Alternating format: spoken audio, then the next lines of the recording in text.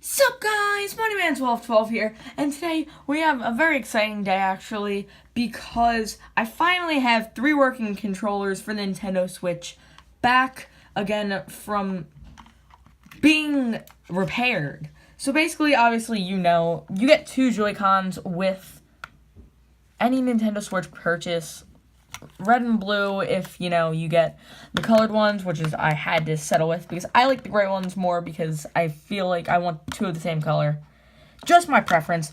But, they can be sort of tiny. I mean, for my hands, they're fine. I can hold them perfectly fine. But for people with larger hands, really the only first-party Nintendo controller that you could get was this boy right here. And it still has the plastic wrap on. And let's just do the ASMR of that. Oh, yes. But if you didn't know, this is not a new controller. I've had a Pro Controller for a while now. But the thing is, well, that was when I wasn't doing YouTube. But also, it's because I broke it. Not technically broke it, but I didn't even do anything to it. So let me tell you guys the story and what controllers I think are better in my opinion. So don't take this personally. If you guys like something that's different than this, like if you like using this with the Mario Kart wheel, be my guest. Play that for every game. But I'm going to rate these objectively, or whatever it is. My opinion. So the first thing we have to say is I've gotten repairs on this Joy-Con right here, the left Joy-Con, and the Pro Controller. So these boys, both left joysticks were drifting to the left for this one, it just did it super sporadically, but I know why. For this one, I'd move it ever so slightly, and it would start going, and the reader would start going. Oh yeah, more joystick ASMR. But no, so this Joy-Con right here happened over the summer, and that was because I dropped it. And I didn't just drop it on anything, I dropped it on pebbles. So that didn't do so well. So ever after that, I was playing Mario Odyssey on whenever I was, but I had already beat the game by then. But it was just, Mario was just going left. I'm like, wait, why is Mario going left? And then I checked my settings, press the home button, go down, do that random stuff. I've done that a million times, recalibrating my sticks. And it just kept doing that. So eventually, had to ship it off to Nintendo. Had to pay money because it was after a year after I bought my Switch. And eventually got it back. Perfect joystick ever since. This boy is very strong. I like you, Red Joy-Con. But this controller I had for 1 month, and then it broke. Because I got this in August. And it's today. It just came back like a few days ago. I just haven't had time to open it up. So I'm very confused how it broke. Because I never dropped this. I never put it in a bag. I didn't do anything. It only stayed at my house. And I didn't knock it around. I was super careful because this thing's $70. And that's how much I paid for it.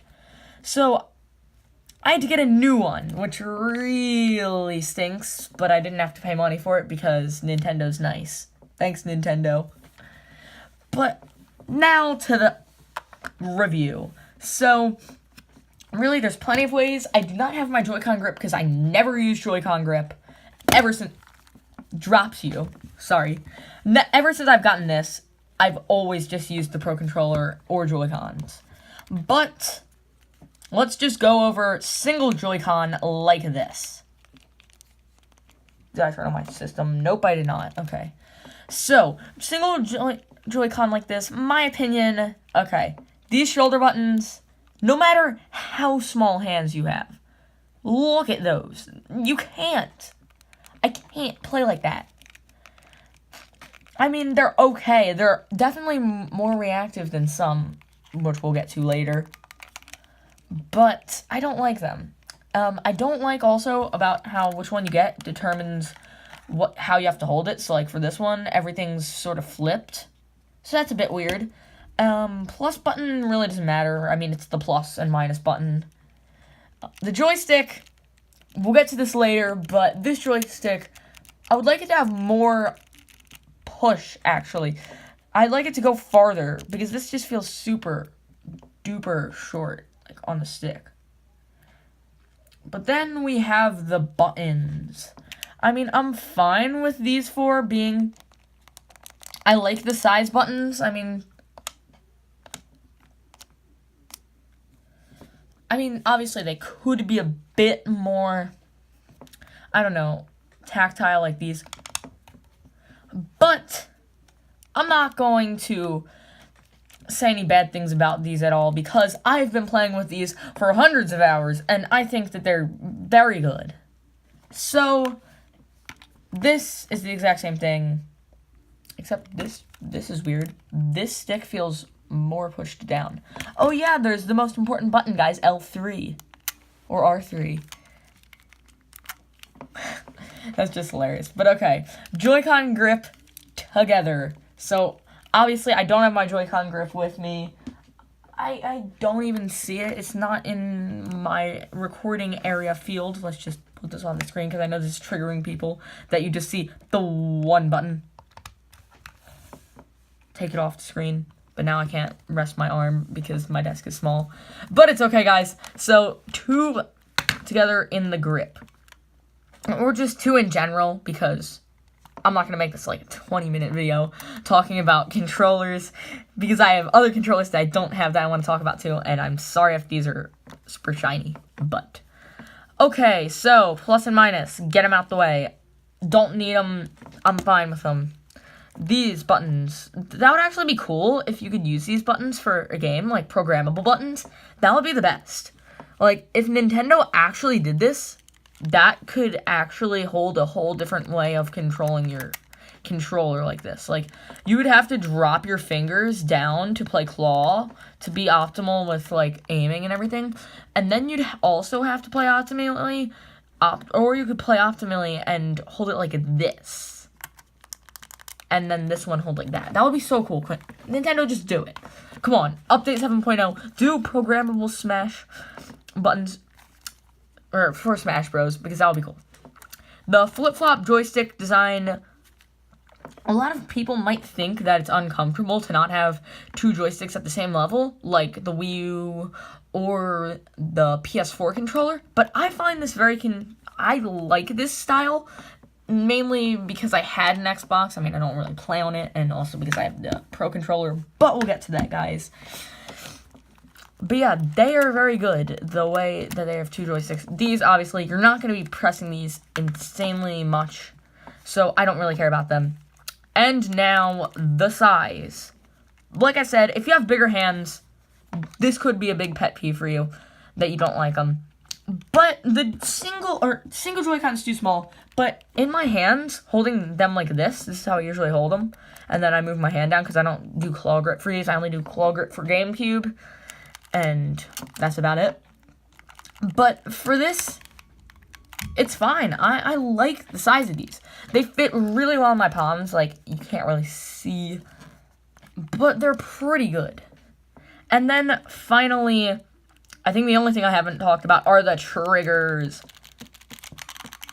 And now, I haven't had GameCube controller for a while now, but these triggers, I can already tell, I'm not loving them. They're better than some. I like how these are super close, but it's just not practical sometimes to do these. Actually, but they're pretty good. And I'm just contradicting myself. I don't know why I'm contradicting myself. These actually are okay.